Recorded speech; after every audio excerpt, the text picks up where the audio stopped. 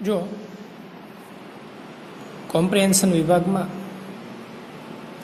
આપણે પેરેગ્રાફ 2 સુધી જોયું. પ્રશ્ન 2 થી શરૂ કર્યું હતું. પ્રશ્ન 1 અને 3 બાકી રાખ્યો છે. આ પતે પછી ચાલુ કરવાનું છે. પ્રશ્ન 2 માં પહેલો પેરેગ્રાફ જોઈ ગયા, બીજો પેરેગ્રાફ જોઈ ગયા. અત્યારે ત્રીજા પેરેગ્રાફની વાત કરીએ છીએ. હવે આ પહેલા 2 પેરેગ્રાફમાં કિંગડમ વિશેની વાત હતી, રાજાની વાત હતી. હવેના જે 2 પેરેગ્રાફ છે, ત્રીજો અને ચોથો, એક ગાંધીજી વિશે છે અને એક સ્વામી વિવેકાનંદ વિશે છે. તો આપણે મોહનદાસ કરમચંદ ગાંધી વિશે આ પેરેગ્રાફમાં જે માહિતી આપેલી છે એ જોઈશું. બાળપણ એમણે ગુજરાતમાં વિતાવેલું. Mohan was a student in Rajkot. રાજકોટમાં મોહન નામનો એક વિદ્યાર્થી. He did not always stand first in the class. હવે જુઓ, તે ક્લાસમાં ક્યારેય પહેલા આવતો નહીં. રાજકોટમાં મોહન નામનો એક વિદ્યાર્થી હતો. આ વિદ્યાર્થી ક્લાસમાં ક્યારેય પ્રથમ આવતો નહીં. But he was always honest. Adjective આવી ગયું, બરાબર. ઓનેસ્ટ એટલે શું આપણે કરીએ છીએ? પ્રામાણિક. તે ખૂબ પ્રામાણિક હતો, હંમેશા પ્રામાણિક હતો. ઓલવેઝ, નેવર, સમટાઈમ્સ આપણે જે પ્રેઝન્ટ ટેન્સમાં ધોરણ 7માં જોઈ ગયા એનો ઉપયોગ એટલે કંઈ કહેવાની જરૂર નથી. એ ભલે પહેલો નહોતો આવતો, પરંતુ એ હંમેશા પ્રામાણિક હતો. મોહન નામનો એક વિદ્યાર્થી જે રાજકોટમાં ભણતો હતો, એ ક્યારેય ક્લાસમાં પહેલો આવતો નહીં, પરંતુ એ હંમેશા પ્રામાણિક હતો. વન્સ, એક વખત, the school had its annual inspection. To have અને હેઝ એટલે ની પાસે હું, નામાં હતું. એની સ્કૂલમાં હતું એન્યુઅલ ઇન્સ્પેક્શન. હવે એન્યુઅલ શબ્દ સમજો બરાબર. એન્યુઅલ એટલે વાર્ષિક, જેને આપણે યરલી પણ કહી શકીએ. શાળામાં વાર્ષિક ફંક્શન હોય, બરાબર, એન્યુઅલ ફંક્શન હોય એમ. પહેલાના સમયમાં, હાલમાં ગુણોત્સવ કહીએ અથવા તો ઇન્સ્પેક્શન કહીએ સરકારી શાળામાં, એમ મોહન જે શાળામાં ભણતો હતો ઈ શાળામાં વાર્ષિક ઇન્સ્પેક્શન, ચકાસણી આવી, શાળાની ચકાસણી કરવામાં આવી.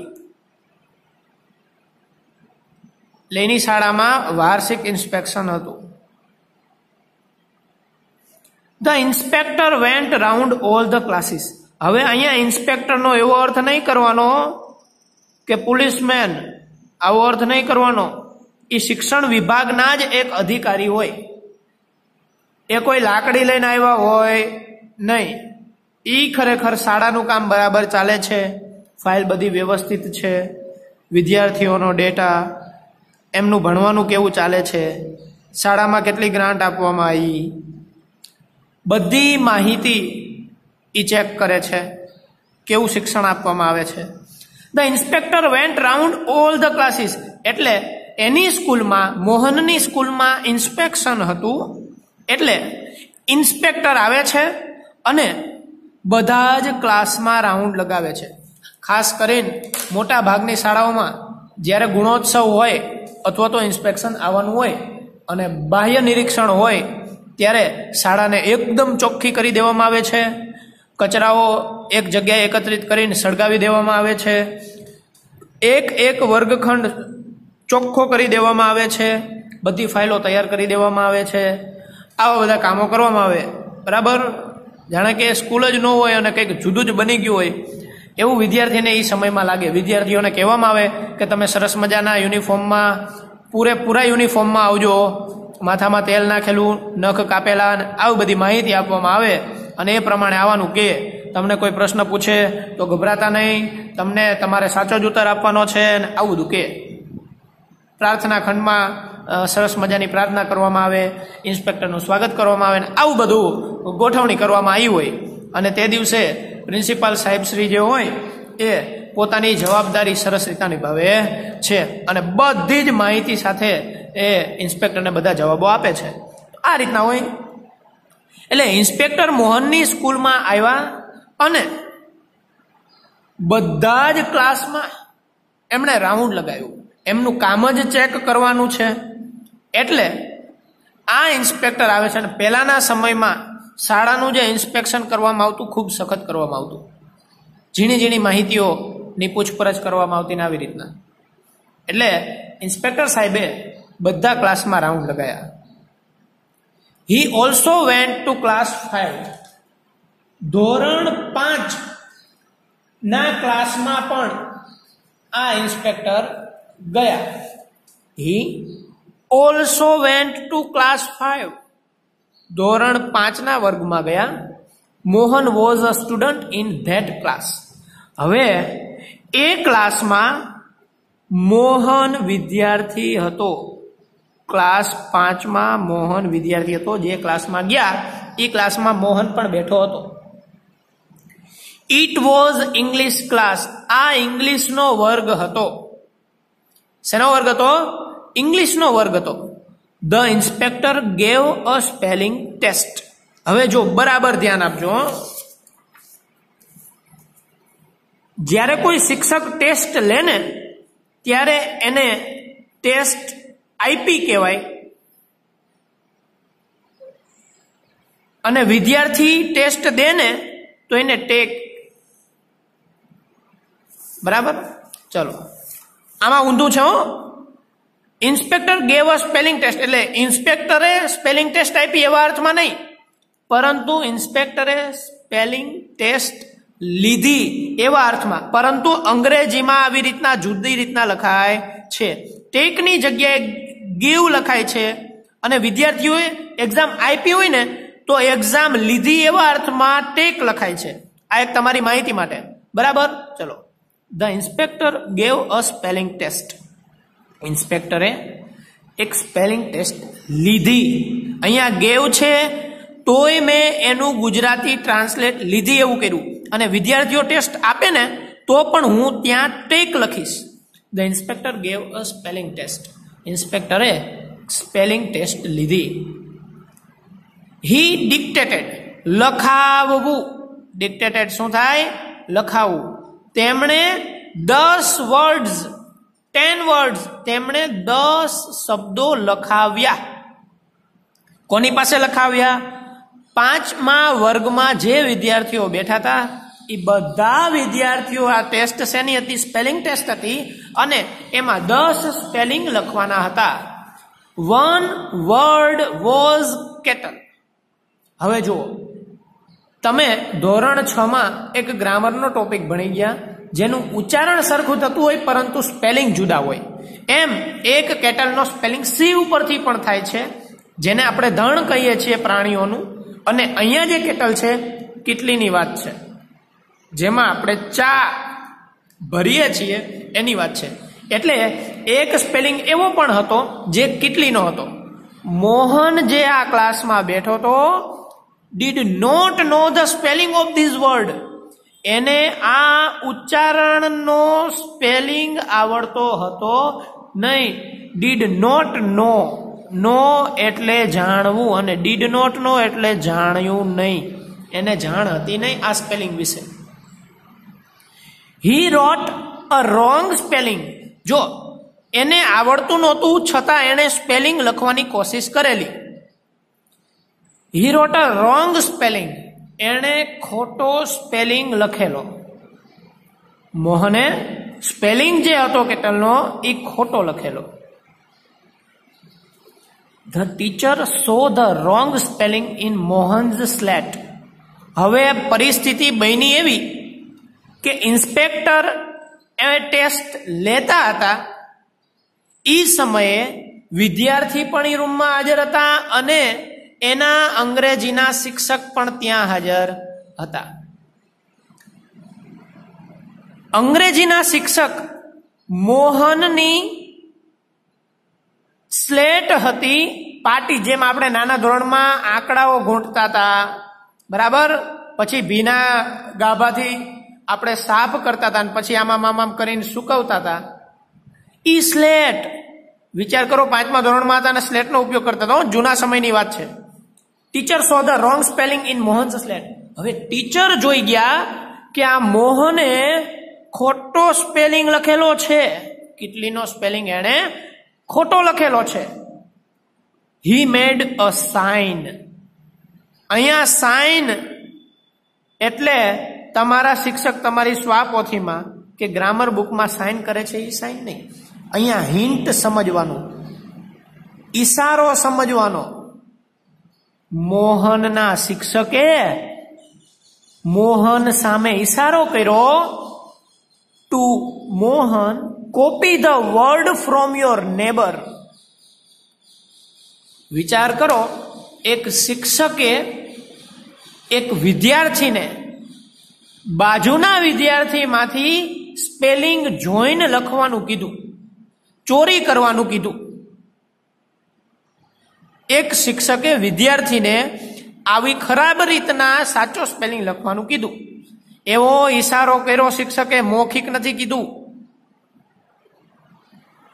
એની બાજુમાં બેઠેલા વિદ્યાર્થીમાંથી તું ઈ સ્પેલિંગ લખી નાખ એવો ઈશારો કર્યો.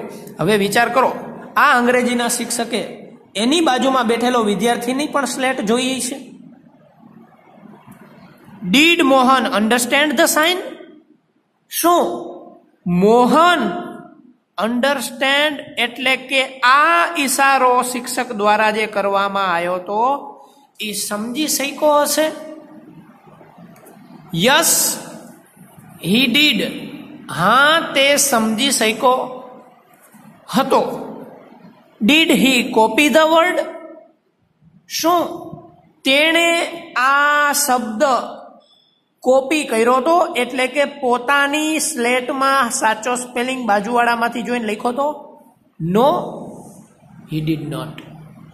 ના, એણે આ સ્પેલિંગ બાજુનામાંથી જોઈને પોતાની સ્લેટમાં લખ્યો નહીં. આખું વાંચી દઉં છું. Mohan was a student in Rajkot. He did not always stand first in the class, but he was always honest. Once the school had its annual inspection. The inspector went round all the classes. He also went to class 5. Mohan was a student in that class. It was English class. The inspector gave a spelling test. He dictated 10 words. One word was kettle. Mohan did not know the spelling of this word. He wrote a wrong spelling. The teacher saw the wrong spelling in Mohan's slate. He made a sign to Mohan. Copy the word from your neighbor. Did Mohan understand the sign? Yes, he did. Did he copy the word? No, he didn't. ના. હવે ના પ્રશ્નો જોઈએ.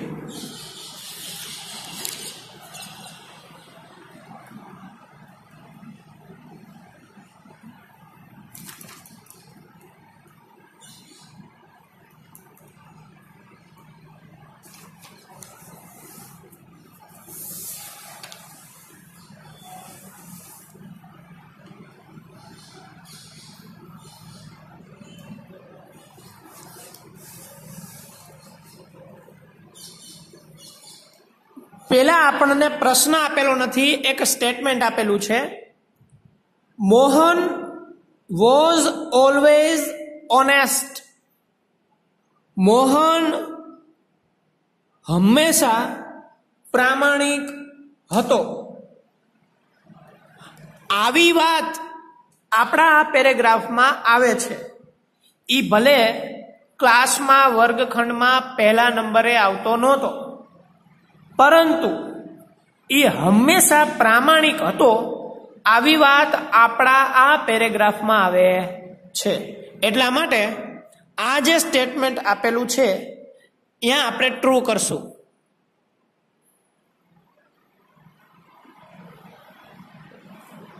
True.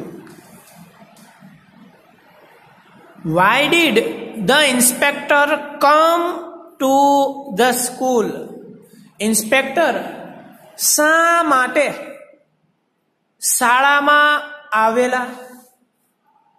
Why did the inspector come to the school? તો inspector શા માટે શાળામાં આવેલા? શાળાની સરસ રીતના ચકાસણી કરી શકે, ઇન્સ્પેક્શન માટે આવેલા. તો જ્યારે પણ વાય થી પ્રશ્ન પૂછવામાં આવે ત્યારે આપણે બીકોઝ થી જવાબ લખીએ છીએ. આનો જવાબ આપણે થોડી જુદી રીતના લખશું. Inspector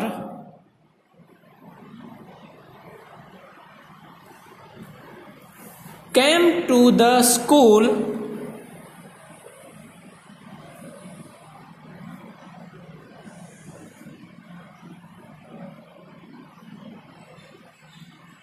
for annual inspection. For annual inspection.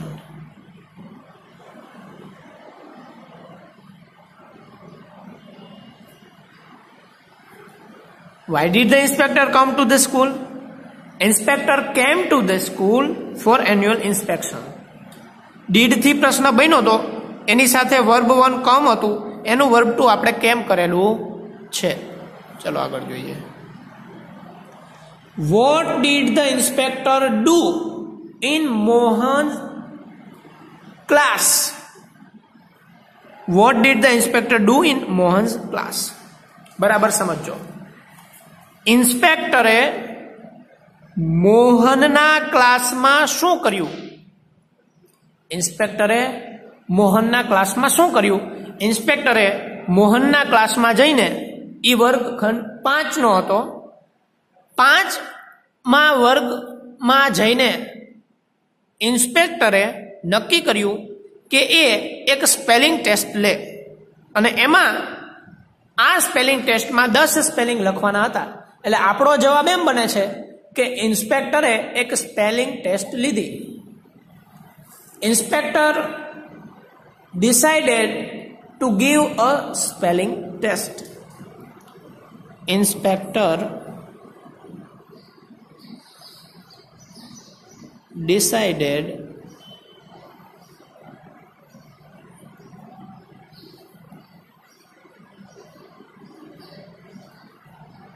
to give a spelling test.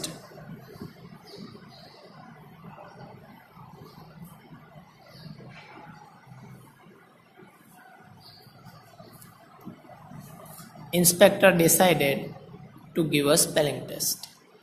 Who asked Mohan to copy? હવે કેટલીનો સ્પેલિંગ મોહનને આવડતો નહોતો.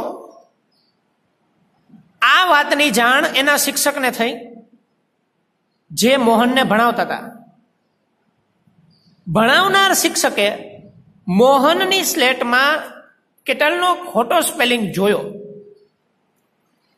હવે શિક્ષકનું ખરાબ ન દેખાય, વિદ્યાર્થીને ન આવડે તો આ શિક્ષકનું ખરાબ દેખાય, એટલે શિક્ષકનું ખરાબ ન દેખાય એ માટે શિક્ષકે મોહનને ઈશારો કર્યો કે તું બાજુનો વાળો વિદ્યાર્થી જે છે, બાજુનો રહેલો વિદ્યાર્થી, એણે સાચો સ્પેલિંગ લખ્યો છે, તું એનામાંથી આ સ્પેલિંગ લખી લે, કોપી કરી લે. તો આના જવાબમાં ટીચર આવશે. Who asked Mohan to copy? Teacher asked Mohan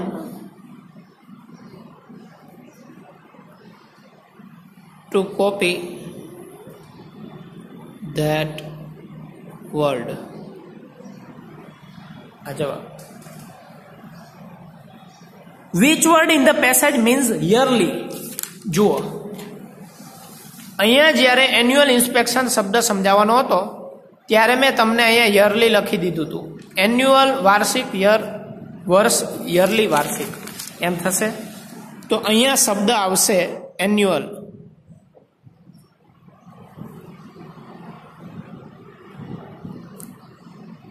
अथवा तो एन्युअली आम पण थई जशे।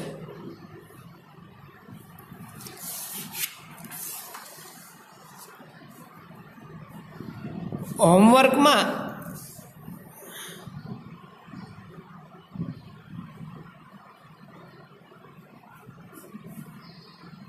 ग्रामर बुक एमा कंपोजिशन में कॉम्प्रिहेन्शन एमा प्रश्न 2 फकरो 3 लखवो अने तेना प्रश्नो जवाब लखवा।